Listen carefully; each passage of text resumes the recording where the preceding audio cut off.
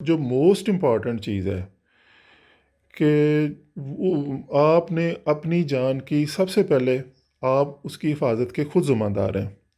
इस तरफ कम ही दोस्तों ने तवज्जो दिलाई है कि रोड सेफ्टी और डिफेंसिव ड्राइविंग का भी हमें ख्याल करना है।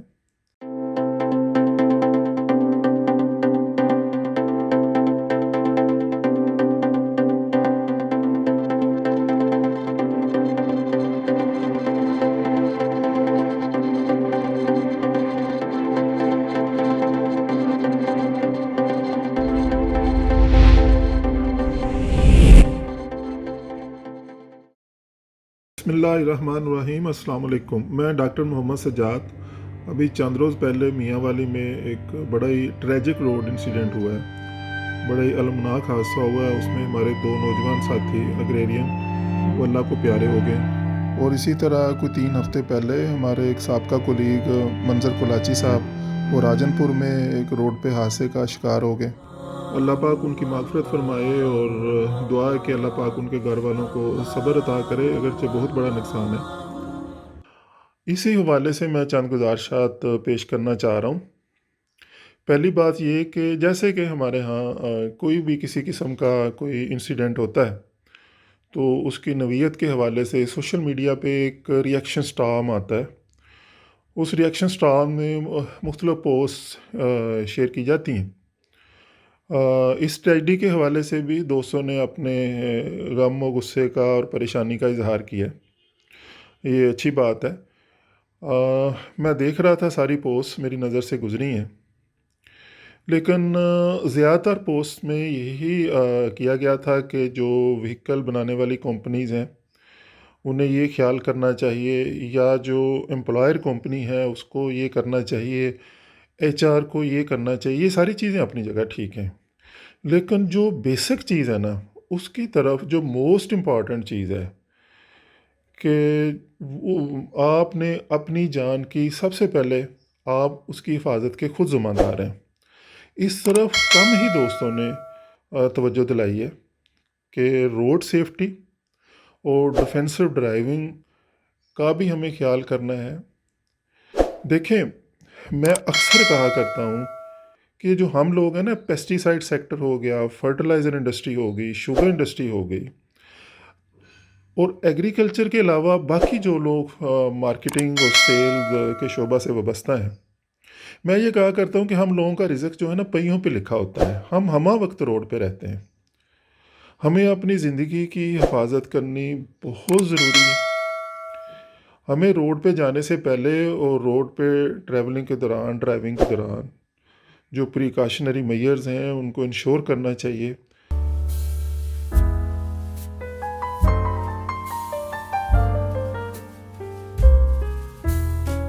इसके बाद फिर अल्लाह के करम की दुआ करनी चाहिए। हमें ये कभी नहीं भूलना चाहिए कि हमारे घरों में ना जी, हमारे बहुत से प्यारे हमारी वापसी का इंतज़ार कर रहे हैं। इस हवाले से एक हदीस मुबारक है, मैं उसका मफ़हूम बयान कर रहा हूँ। अल्लाह पाक अल्फाज की कमी बेशी माफ़ फरमाए कि एक साहबी ने मस्जिद में नमाज से पहले आप सल्लल्लाहु अलैहि वसल्लम से पूछा कि तवक्कल क्या है? मैं अपना ऊँट बांध के तवक्कल करूँ अल्लाह पे, या ऊँट को खुला छोड़ के तवक्कल करूँ? तो आप सल्लल्लाहु अलैहि वसल्लम ने फरमाया कि ऊँट को बांध के अल्लाह पे तवक्कल करो। तो सबसे पहले हमें ये सोचना है कि तकदीर के साथ अल्लाह ने हमें तदबीर की सलाहियत भी दी है। तो मैं जब अल मुइज़ इंडस्ट्रीज़ में हेड ऑफ़ एग्री डिवीज़न के तौर पे काम कर रहा था, मुझे बात याद आ गई। तो मैंने मोटरवे पुलिस के थ्रू अपने स्टाफ की रोड सेफ्टी और रोड सेंस के हवाले से ना जी ट्रेनिंग करवाई।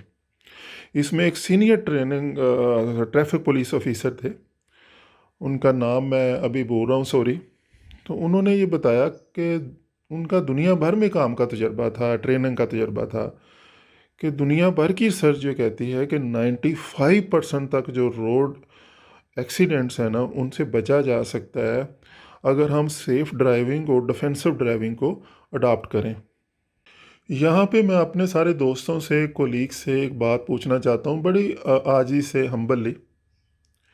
मास वाई उन कंपनीज़ के जहाँ मैंने भी कुछ काम का तजर्बा है, मुझे काम करने का तजर्बा है वहाँ पे, कि जो कि HSE कॉन्शियस होती हैं, हेल्थ सेफ्टी एनवायरनमेंट जिनकी टॉप प्रायोरिटी होता है। तो इसके अलावा मुझे दोस्त जो मुझे सुन रहे हैं, देख रहे हैं, दिल पे हाथ रख के बताएं, जो दोस्त मेरा ये वीडियो लॉग सुन रहे हैं, कि कितने हैं जो दौरान ड्राइविंग सीट बेल्ट जो है वो बांध के रखते हैं।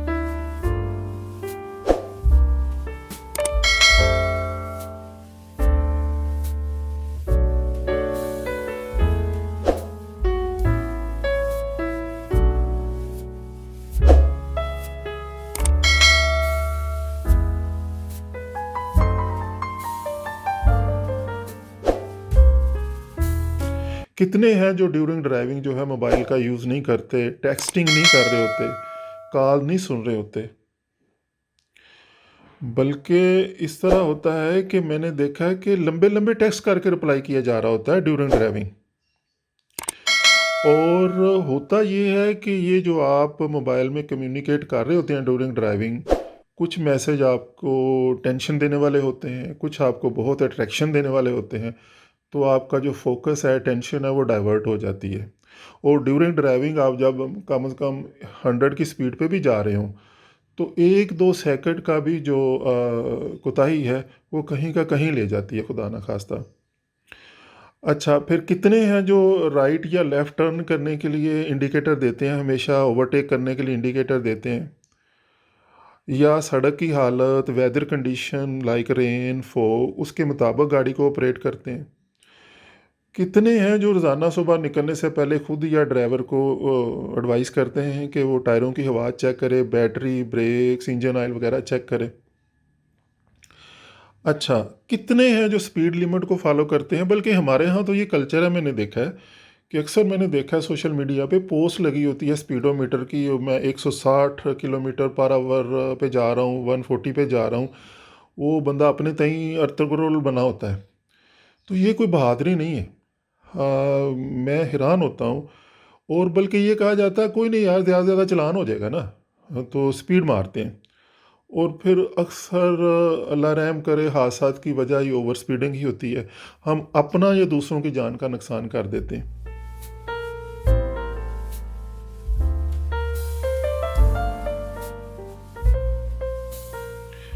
और यहाँ पे मुझे एक वाक़या याद आया कि मैं मॉरिशियस में शुगर केन की ट्रेनिंग के लिए गया हुआ था, और वहाँ मैं Mauritius industry sugar research institute के डायरेक्टर के साथ फील्ड में ट्रैवल कर रहा था।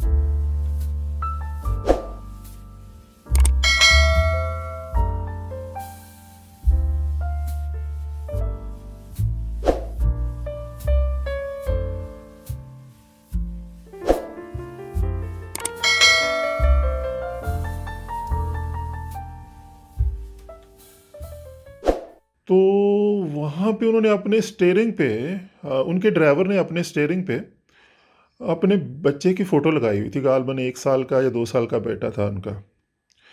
तो मैंने कहा लगता है आप आपके बच्चों को बहुत मिस करते हैं और हर वक्त उनकी फ़ोटो अपने सामने रखना चाहते हैं। तो उसने कहा नहीं सर, ये मैं इसलिए रखता हूँ कि जब कभी ओवर स्पीडिंग का दिल करे, रोड खुला मिले, या कभी गुस्सा आए कि वो एक्सीलेटर को दबाएं, तो मैं इस फ़ोटो पे नज़र डाल लेता हूँ। ये फ़ोटो मुझे ओवर स्पीडिंग करने से रोकती है। मुझे ये होता है कि मेरा बच्चा मेरा घर में मेरा इंतज़ार कर रहा है। ये बात बहुत ज़बरदस्त लगी मुझे, और मैं अक्सर मीटिंग में, ट्रेनिंग में ये चीज़ शेयर करता हूँ। चलें अब आ जाएं जो दोस्त मोटरसाइकिल पे काम करते हैं, जिस तरह हमारे एफओज हैं या दूसरे लोग, या काम काज के लिए या कंपनी के काम के लिए ट्रैवल करते हैं। आप देखें कितने लोग हैं जो हेलमेट पहनते हैं जी, 5% हो गए मैक्सिमम, ये भी शायद ज़्यादा बता रहा हूँ। और सबसे पहला हम पाकिस्तानियों ने ये करना होता है कि मोटरसाइकिल के साथ जो फ्रंट पे मिरर लगे होते हैं बैक व्यू देखने के लिए, उनको उतार के घर में रखते हैं। सेफ गार्ड कोई नहीं होते हम मोटरसाइकिल के इंडिकेटर काम नहीं कर रहे होते। और अमूमन ये होता है कि हमने रोड के हाईवे पे चल रहे हैं तो एन रोड के दरमियान में चल रहे होंगे, जबकि उन्हें एक्सट्रीम लेफ़्ट साइड पे चलना चाहिए। मैं जब एंग्रो में था तो मुझे याद है कि शुरू शुरू में, जबकि मैं अभी कल्चर से इतना आगाह नहीं था, तो मेरे दो जो असिस्टेंट R&D ऑफिसर थे वो बाइक पे थे, ट्रेनी थे। तो उनको इसलिए सस्पेंड कर दिया गया था कि उनको देखा गया कि वो जोगर की बजाय वो चप्पल पहन के ड्राइव कर रहे थे। दूसरा, कहीं ये इशू था, हेलमेट नहीं था। और ये जो उनके मिरर हैं वो उतारे हुए थे, बिलीव मी। और हर 6 माह बाद ड्राइविंग टेस्ट होता था और हर बंदे का right from FO to CO, उसका इमीडिएट बॉस उसकी ड्राइविंग का जो है साथ टेस्ट करता था बैठ के, कि ये सारे जो रोड सेफ्टी मेजर्स हैं उसको अडॉप्ट करता है कि नहीं करता। और ये सोच निकाल दें कि ये सिर्फ आप इसलिए कर रहे होते हैं कि आपका चालान होगा, तो या ये सोच होती है कोई नहीं यार, 1000 1200 700 500 चालान दे देंगे, क्या हो जाता है। या अपने साथ बहुत बड़ा भयानक मजाक कर रहे होते हैं जी। अगर आप ये रोड सेफ्टी की और सेल्फ अपना डिफेंसिव ड्राइविंग को अडॉप्ट नहीं कर रहे, ये प्रिकॉशन नहीं ले रहे, तो यकीन करें कि आप अपने साथ नहीं, अपने बीवी बच्चों, माँ बाप, बहन भाइयों, दोस्तों के साथ ज़्यादती कर रहे हैं। और खुदा न खास्ता मैं आपको बताऊं, आप अगर एक्सपायर हो जाएं, किताबी बातों को छोड़ें, आप अपने माँ बाप को, बीवी बच्चों को ज़िंदा दरकोर कर जाते हैं। आप तो कब्र की मिट्टी में नीचे चले जाते हैं ना जी, वो ज़मीन के ऊपर ज़िंदा लाशें बन के फिरते हैं सारी उम्र।